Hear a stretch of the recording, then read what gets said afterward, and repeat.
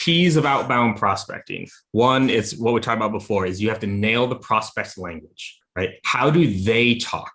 What's the language they use? I can even use PatientPop as an example. When I joined PatientPop 3 years ago, what was happening in the outbound messaging was PatientPop is an all-in-one practice growth platform. How many doctors do you think have ever sat down at the end of the day and been like, God, I wish I had an all-in-one practice growth platform, right? So the first is nailing their language and leading with problems, not the product.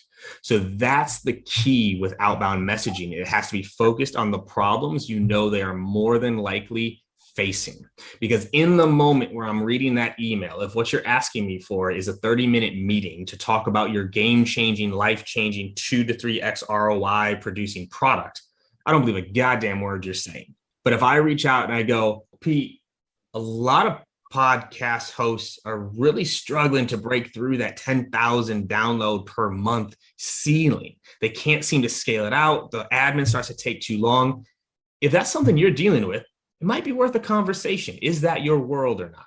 Like that type of language, you follow? Like the problem-based language, curiosity, bring me to the moment. Because in that moment, I may not be thinking about those problems, but you make me read it and it goes, I do kind of deal with that. Now, it doesn't mean I'm going to respond to that email, but at least it brought it up. And then this is the next part of good outbound is multi-channel. You call and email and social and video and direct mail and in-person events if you can. Like you have to be everywhere. So when it comes to outbound, people also forget the goal of outbound. Outbound isn't just to book the meeting, it's to build awareness. To build awareness, you need to be where your prospect is, right? So you take first that problem-based messaging, you plug it into multi-channel.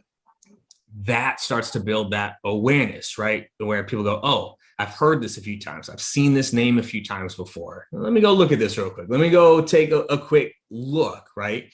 And going through it like that. And then my last tip here, and then we'll break and probably riff on this, is different goals for different steps. Most people going outbound, it's all focused on the meeting. Can I book a meeting? Can I book a meeting? Can I book a meeting?